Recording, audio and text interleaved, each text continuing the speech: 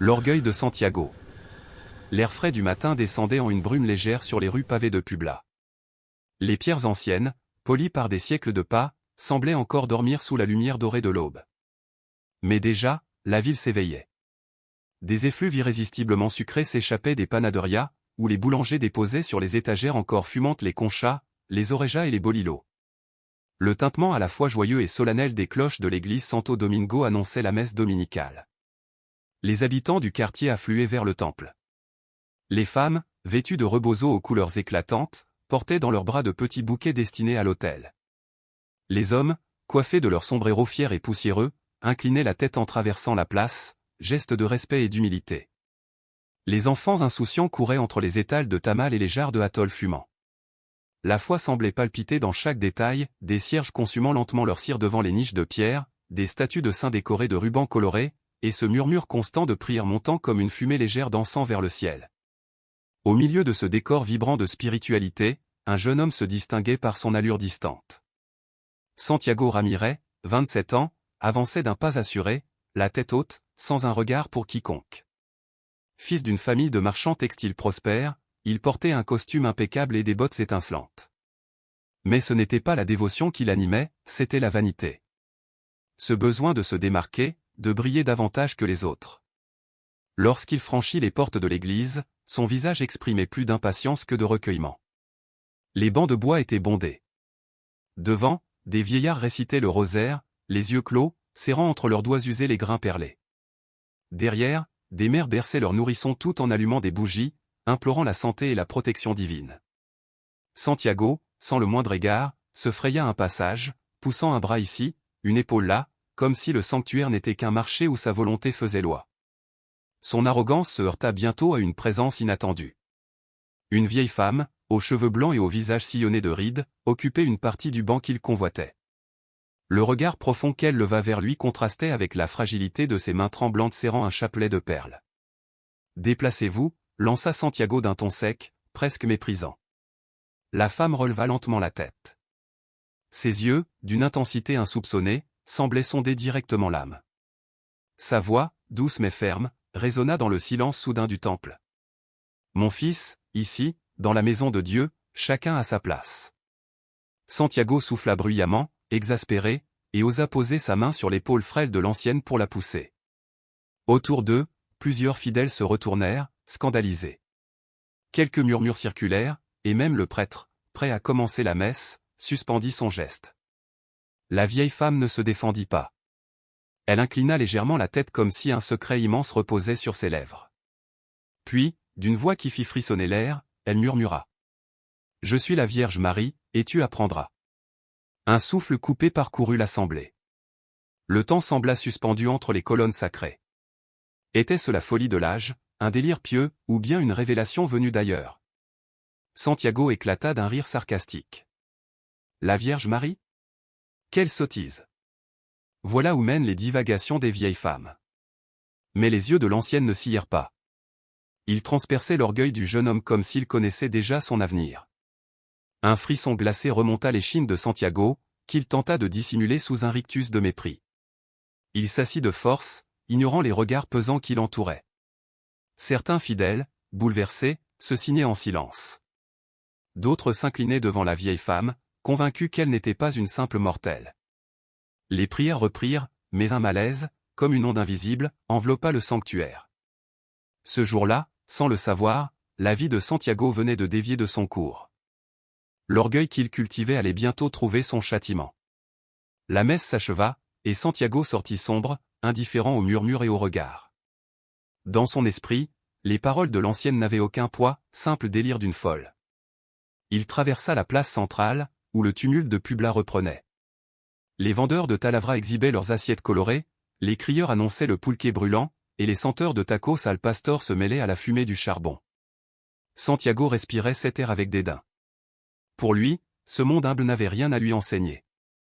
Héritier d'un commerce textile florissant, installé dans le barrio de Los Artistas, il s'était forgé une réputation de négociant implacable. Jamais il n'acceptait de rabais, méprisait ceux qui osaient réclamer une réduction, et n'hésitait pas à humilier ceux qui n'avaient pas les moyens de payer. La richesse était sa bannière de supériorité. L'humilité, à ses yeux, une faiblesse indigne de respect. Quand il rentra chez lui, une grande maison coloniale au balcon de fer forgé, sa mère l'attendait. Doña Teresa, femme de foi profonde, l'accueillit d'un regard fatigué mais bienveillant. Les murs de leur demeure étaient couverts d'images de la Vierge de Guadalupe, de crucifix et de bougies créant une atmosphère solennelle. « Santiago, mon fils, dit-elle d'une voix posée, on m'a dit que tu avais maltraité une vieille femme à l'église. Est-ce vrai ? Il haussa les épaules et jeta son mouchoir brodé sur la table. Des exagérations. Une vieille encombrait ma place. Je l'ai écartée. Rien de plus. Ai-je donc pas le droit de m'asseoir où je veux ? Le regard de Teresa se voila de tristesse. Ce n'était pas une vieille femme comme les autres. Ces paroles ont troublé beaucoup de monde. On dit qu'elle parlait comme une envoyée du ciel. Santiago éclata d'un rire amer. Toi aussi, tu crois à ces histoires ? Les gens inventent des fables pour donner un sens à leur misère. Moi, je crois en ce que je touche, en ce que je vends, en ce que je gagne. Le reste n'est qu'illusion. Sa mère baissa les yeux, caressant le chapelet suspendu à son cou. Ce que tu dis me fait mal, Santiago. L'orgueil aveugle le cœur. Un jour ou l'autre, Dieu frappe à la porte de ceux qui le nient. Il détourna le regard, trop fier pour répondre. Les jours passèrent. Santiago s'efforçait d'oublier l'image de l'ancienne femme, mais une gêne persistante pesait sur lui comme une ombre. Chaque fois qu'il entendait les cloches, une lourdeur inexpliquée lui serrait la poitrine. Il tenta d'éteindre ce trouble dans le vacarme du marché, mais le souvenir revenait toujours. Un dimanche, cédant à l'insistance de sa mère, il accepta de retourner à la messe, cette fois dans la majestueuse église Santo Domingo. Le temple, resplendissant d'or et de fresques, débordait de fidèles. Et là, assise sur un banc, un châle sombre sur les épaules, un chapelet entre les doigts, se tenait l'ancienne. Ses yeux s'ancrèrent dans ceux de Santiago, comme si elle l'attendait. Il sentit son cœur se serrer mais afficha son ironie habituelle. « Encore vous ? Me suivriez-vous donc ?» La femme répondit calmement. « Ce n'est pas moi qui te suis, mon fils, c'est ton destin qui t'amène ici. » Santiago ricana. « Le destin ? Des mots creux. Vous n'êtes qu'une vieille femme qui ne sait pas s'asseoir. » Mais elle resta impassible. Ses lèvres murmurèrent. « Je suis la Vierge Marie, et tu apprendras. » Les mots résonnèrent, lourds, comme une cloche invisible. L'assemblée s'agita. Certains se signèrent, d'autres inclinèrent la tête. Santiago, humilié, s'éloigna, mais ses entrailles se nouaient. Cette nuit-là, il rêva d'un champ aride. Du sol jaillirent des roses écarlates dont les pétales se mirent à saigner, l'inondant jusqu'aux genoux. Terrifié, il vit apparaître la silhouette de l'ancienne, auréolée d'un éclat blanc. « Ton orgueil t'aveugle, Santiago. Rien de ce que tu aimes ne subsistera si tu ne changes pas. » Il tenta de crier, mais sa bouche resta close. Le ciel s'ouvrit alors, empli d'un carillon infernal. Il s'éveilla en sursaut, couvert de sueur.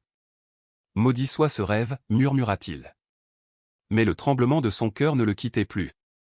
Dès lors, tout détail prenait une signification troublante. Un enfant agenouillé devant une croix improvisée, une bougie vacillante au moment précis où il passait. Une vieille femme qui le fixait intensément avant de se signer. À la maison, Doña Teresa remarqua l'ombre qui obscurcissait son fils. « Que se passe-t-il, mon fils ? Tes nuits sont agitées. Ton visage trahit une fatigue que tu refuses d'avouer. »« Rien, mère, j'ai seulement trop travaillé, » répondit-il sèchement. Mais au fond, Santiago savait qu'il se trompait lui-même. Car déjà, la prophétie mystérieuse le suivait comme une ombre indélébile. Chaque pas qu'il faisait, chaque regard de mépris qu'il jetait aux humbles, le rapprochait de l'inévitable moment où son orgueil rencontrerait son châtiment. Et Publa, avec ses cloches, ses prières et ses murmures, semblait attendre le jour où Santiago apprendrait enfin. Insistant malgré la lassitude de ses mains, Doña Teresa alluma une bougie qu'elle plaça doucement devant l'image de la Vierge de Guadalupe. La flamme fragile projetait une lueur tremblante, comme un souffle d'espérance contre les ombres envahissantes de la maison. Ses lèvres remuaient à peine, laissant échapper une prière silencieuse, mais chargée de toute la ferveur d'une mère désespérée. Dans le reflet du verre qui protégeait l'icône, Santiago crut voir l'étrange visage de la vieille femme rencontrée dans la rue quelques jours plus tôt. Son cœur se serra, ses tempes battirent. Secouant la tête avec violence, il ferma les yeux comme pour effacer l'illusion. Ce n'est qu'un tour de fatigue, rien de plus, se répétait-il avec obstination. Ce n'est pas réel, ce ne sont que superstitions. Mais son esprit, lui, refusait l'apaisement. Le souvenir de son rêve, cette cloche qui sonnait à s'en fendre l'âme, cette héroïne ensanglantée surgie de la nuit revenait sans cesse, comme une cicatrice brûlante qu'aucun effort de raison ne parvenait à refermer. C'était comme si une voix invisible avait marqué son être au fer rouge, et poursuivait désormais son âme avec une patience implacable. La nuit tomba, enveloppant Publa d'un voile où le chant des grillons se mêlait au murmure lointain des rues désertées. Dans cette obscurité, Santiago sentit avec une clarté douloureuse que son rêve n'était pas une invention de son esprit troublé. Quelque chose de plus grand, de plus ancien, l'avait atteint, et cette voix qui grondait en lui continuait de répéter avec cruauté, « Rien de ce que tu aimes ne demeurera si tu ne changes pas. » Dans la maison des Ramirez, l'air devint lourd, presque irrespirable. Doña Tesa observait son fils aîné avec une inquiétude croissante. Voir Santiago consumé par son orgueil lui brisait le cœur. Depuis ce cauchemar, il s'était encore endurci. Ses traits, fermés, semblaient de pierre, mais ses yeux trahissaient le fardeau d'un secret qu'il refusait de confier. Un après-midi, alors que le soleil couchant embrasait de doré les balcons et que les cris des marchands ambulants coloraient les rues de vie, Doña Tesa prit son courage à deux mains. Elle trouva Santiago assis dans la salle à manger, le visage sombre penché sur des comptes. Elle posa devant lui un ancien chapelet, usé par des générations de prières. « Mon fils, dit-elle d'une voix grave, ce rosaire appartient à notre famille depuis des décennies. Je veux que tu le portes avec toi. » Santiago leva les yeux, irrité. « À quoi me servirait ce collier de perles? Je n'ai pas besoin de superstition pour avancer. » Doña Tesa serra le chapelet contre sa poitrine, caressant les grains lissés par le temps. « Ce n'est pas de la superstition, Santiago. C'est la foi. Et la foi seule soutient l'homme quand tout s'écroule autour de lui. » D'un bond furieux, Santiago se leva, faisant tomber ses papiers au sol. « Assez, mère. Assez de tes prières, de tes images saintes, de tes avertissements. La vie se construit avec le travail et l'argent, pas avec des mots jetés vers le ciel. » Doña Tesa, la gorge nouée, réprima ses larmes. « Mon fils, tu t'égares, tu fermes ton cœur à ce qui est le plus sacré. » Alors, dans un geste de colère, Santiago arracha le chapelet et le jeta au sol. Les grains éclatèrent contre les carreaux, roulant dans un fracas qui résonna comme un tonnerre. Doña Tesa porta la main à sa poitrine, bouleversée, tandis que Gabriel, le fils cadet, accourait, alerté par les éclats de voix. « Que se passe-t-il ici » demanda-t-il, découvrant le chapelet éparpillé. Gabriel, à l'opposé de son frère, avait toujours été calme, pieux, humble. Enfant, il suivait sa mère aux processions, priait sans ostentation, et travaillait avec modestie dans la boutique familiale. Voyant le rosaire brisé, il fronça les sourcils, s'agenouilla pour ramasser les perles. « Tu n'aurais pas dû » murmura-t-il d'une voix basse mais ferme. Ce rosaire faisait partie de notre histoire. Santiago sentit sa colère monter. « Ne me fais pas la leçon, Gabriel. Si toi et mère voulez prier toute votre vie, libre à vous. Mais moi, je n'ai pas besoin de chaînes pour devenir quelqu'un. » Gabriel leva les yeux, son regard chargé de compassion douloureuse. « Ce ne sont pas des chaînes, Santiago. C'est une lumière qui guide. Toi, tu marches vers un abîme et tu refuses de le voir. » Un silence pesant suivit. Doña Tesa, en larmes, ramassa les morceaux du chapelet. Santiago, incapable de supporter leur regard, sortit de la maison à grands pas furieux.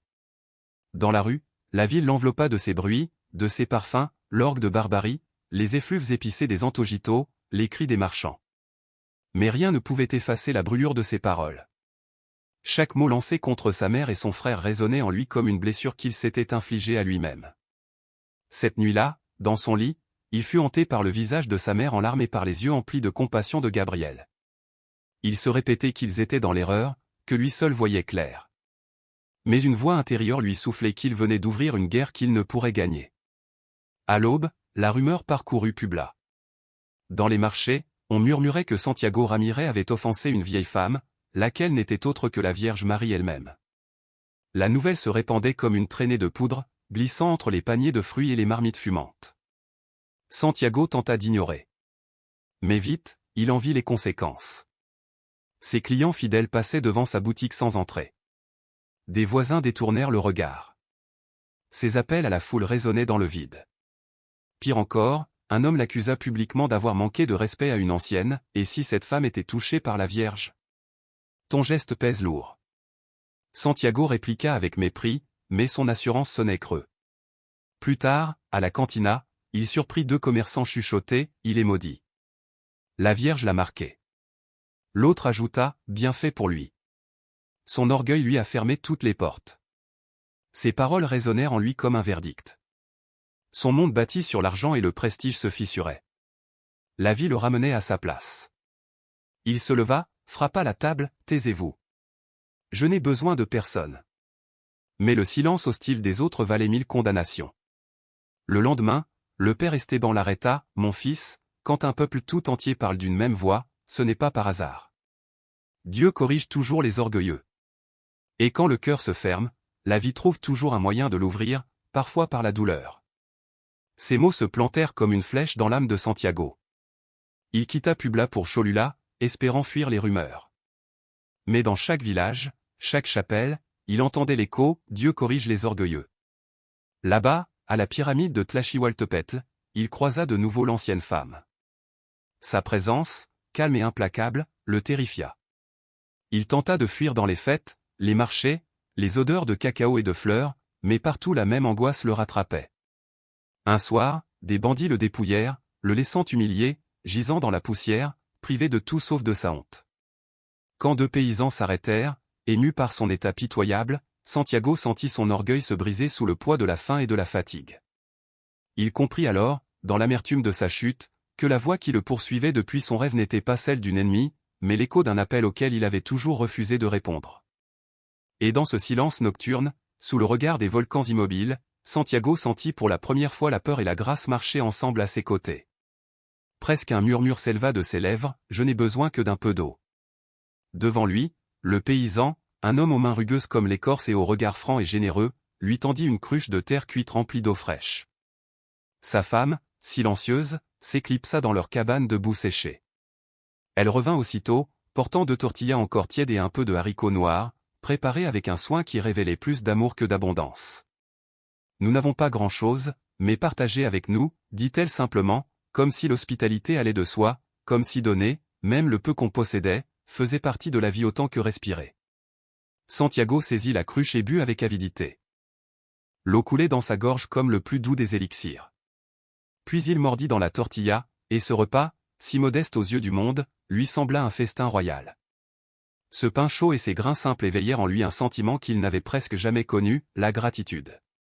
Lui, l'homme qui autrefois méprisait sans remords les humbles, dépendait maintenant de leur générosité pour survivre. Merci, murmura-t-il en baissant les yeux. Le paysan l'observa avec calme, puis répondit d'une voix ferme mais douce, ne vous en faites pas. Aujourd'hui pour vous, demain pour nous. La vie est ainsi faite, fils.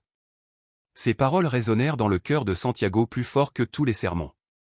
Au moment de se séparer, la femme lui remit une petite croix de bois, polie par des mains aimantes. Gardez-la, elle vous donnera de la force.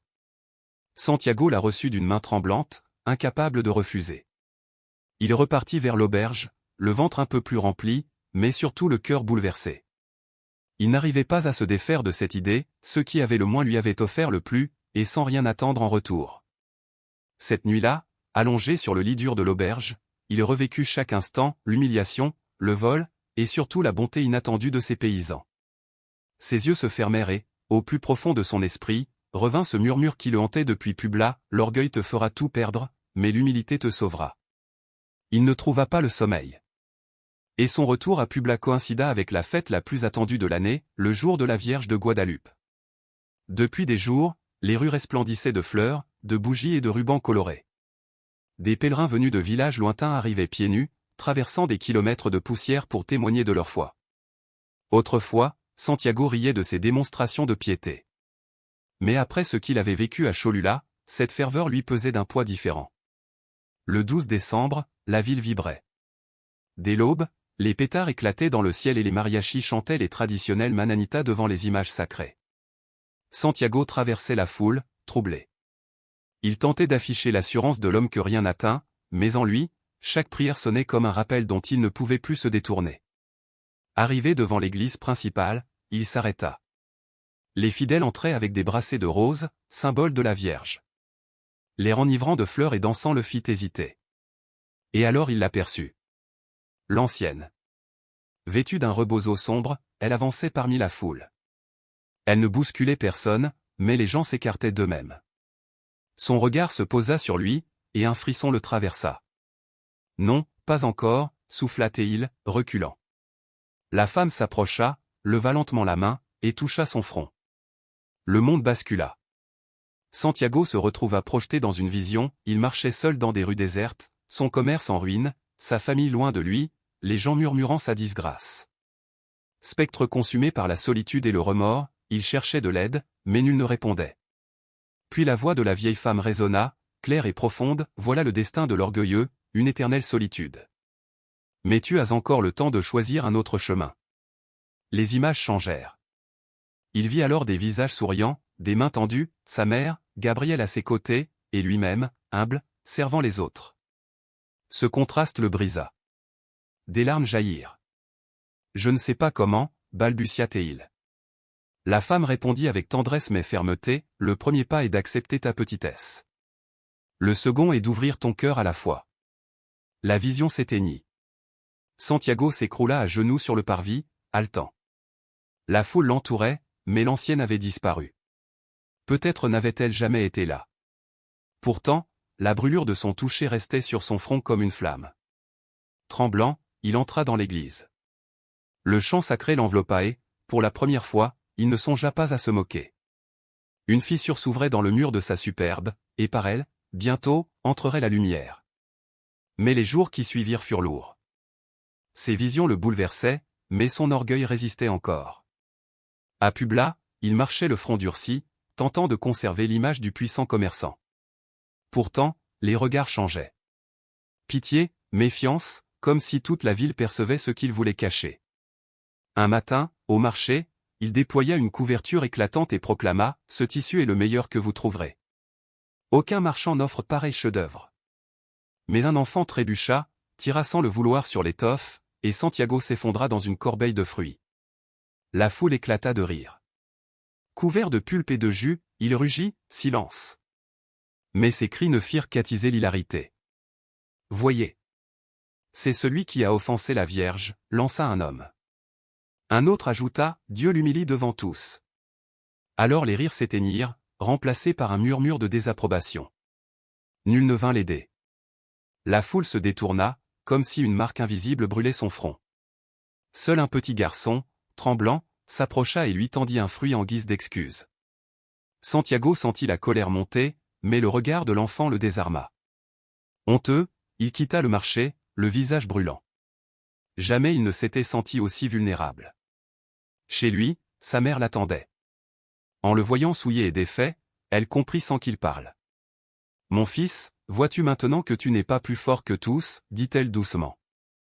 Santiago s'effondra sur une chaise, incapable de répondre.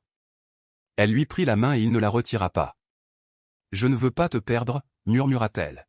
« Ouvre les yeux avant qu'il ne soit trop tard. » Et dehors, les cloches sonnèrent comme pour confirmer ses paroles. Dès lors, Santiago errait dans les rues comme une ombre. Mais un matin, il aperçut ses voisins réparant une clôture. Une impulsion le poussa, « Avez-vous besoin d'un coup de main ?» Les hommes échangèrent un regard surpris, puis lui confièrent quelques planches. Ce n'était rien, mais à la fin, l'un dit, « Je ne m'attendais pas à vous voir ici, Ramira. » Ça fait plaisir. Ces mots simples réchauffèrent Santiago. Peu à peu, il chercha d'autres occasions d'aider, porter le fardeau d'une vieille femme, réparer une balle crevée pour des enfants. Chaque geste arrachait une pierre du fardeau qui écrasait son cœur. Sa mère vit le changement, « Tu ne marches plus avec la même arrogance » dit-elle un soir. Santiago resta silencieux. Mais en lui, il commençait à comprendre. Pourtant, tous ne croyaient pas en sa transformation. Un marchand le provoqua, « Alors maintenant, tu joues au humble ? On n'oublie pas ce que tu as fait. » Santiago baissa la tête. Il acceptait le reproche. Il savait que quelques actes ne suffisaient pas à effacer des années de mépris. Un soir, attiré par des chants dans une chapelle, il entra. Là, des paysans et des enfants chantaient, les yeux clos, les mains levées. Pour la première fois, Santiago ne se sentit ni supérieur ni étranger. Il comprit, la véritable force résidait dans l'amour et le service. Mais ses fautes passées revenaient la nuit comme des fantômes. Épuisé, il chercha le père Esteban. « J'ai péché par orgueil, par arrogance », avoua-t-il. « J'ai méprisé ma mère, humilié une vieille femme. Je n'ai plus trouvé la paix. » Le prêtre l'écouta, puis demanda, « Et que ressens-tu à présent ?» « J'ai peur, » répondit Santiago. « Peur d'avoir tout gâché. Peur de ne jamais pouvoir changer. »« Ce que tu ressens, » dit le prêtre, « ce n'est pas une faiblesse. C'est le signe que ton cœur s'éveille. L'orgueil crie, mais la conscience murmure. Quand tu écoutes cette voix, le chemin s'ouvre. » Santiago éclata en sanglots, « Et si c'était trop tard ?» Le prêtre répondit, « Il n'est jamais trop tard pour demander pardon. Tu ne pourras effacer le passé, mais tu peux transformer l'avenir. » Alors Santiago tomba à genoux. Il ferma les yeux et murmura, « Seigneur, si tu m'entends, aide-moi. Je ne peux pas y parvenir seul. » Le prêtre pria doucement à ses côtés. Les flammes vacillèrent comme pour répondre. Et lorsque Santiago se releva, il sentit naître en lui une paix fragile, mais bien réelle. Une paix qui, pour la première fois, lui sembla possible. Ce n'était pas un soulagement absolu, ni une joie parfaite, mais plutôt une clarté nouvelle, fragile et puissante à la fois, comme si le sentier obscur où Santiago avait erré si longtemps s'était soudain illuminé d'une étincelle de foi. Esteban, son guide et ami, posa une main ferme mais tendre sur son épaule et dit d'une voix qui portait la sagesse des anciens. « Rappelle-toi, mon fils. L'orgueil détruit, mais l'humilité bâtit. Vis chaque jour comme un acte de service, et peu à peu, tu découvriras ce que tu cherches. » Santiago inclina la tête et grava ces mots au plus profond de son âme. Lorsqu'il sortit de l'église, le ciel lumineux de Publa s'étendit au-dessus de lui, vaste et éclatant. Pour la première fois depuis des années, il ne ressentait plus la honte qui pesait comme une pierre dans sa poitrine. L'avenir lui restait incertain, mais il savait désormais une chose, il ne voulait plus marcher seul. Le pèlerinage. Les semaines passèrent. Santiago continuait d'aider discrètement les autres, sans attendre louange ni récompense. Pourtant, au fond de lui, subsistait une inquiétude, et si tout cela n'était qu'une illusion, une fragile façade? Il priait en silence pour recevoir une confirmation, un signe. Ce fut alors qu'il entendit parler d'un pèlerinage vers la basilique de Guadalupe, à Mexico. Des milliers de fidèles traversaient le pays, portant sur leurs épaules la fatigue, dans leurs mains des offrandes, et dans leur cœur des prières ardentes. Poussé par un désir profond, Santiago décida de se joindre à eux. À l'aube, il quitta Publa avec un groupe de voisins. Ils avançaient au rythme des cantiques, leurs voix tremblant dans l'air encore frais. Chaque pas devenait un sacrifice, chaque douleur une offrande. Sous le soleil brûlant du jour et le froid mordant des nuits, ses pieds s'emplirent d'ampoules. Mais jamais il ne se plaignit. Il voyait dans la souffrance un chemin vers l'humilité. Sur la route, il observa des enfants marcher pieds nus, des vieillards s'appuyer lourdement sur leurs bâtons, des mères serrer leurs bébés contre elles. Tous avançaient, animés par une même foi, comme un fleuve humain qui jamais ne s'arrêtait. La vision à la basilique. Quand enfin ils atteignirent la basilique, Santiago resta saisi d'émerveillement. Des milliers de cierges illuminaient l'esplanade, projetant leurs flammes vacillantes dans la nuit. L'air s'emplissait d'encens et de roses, et les chants des pèlerins résonnaient comme une seule voix immense, vibrante et pure. Il s'agenouilla au milieu de la foule et ferma les yeux. C'est alors qu'il la sentit, une présence familière, irrésistible. Il rouvrit les paupières, et la vit. La vieille femme.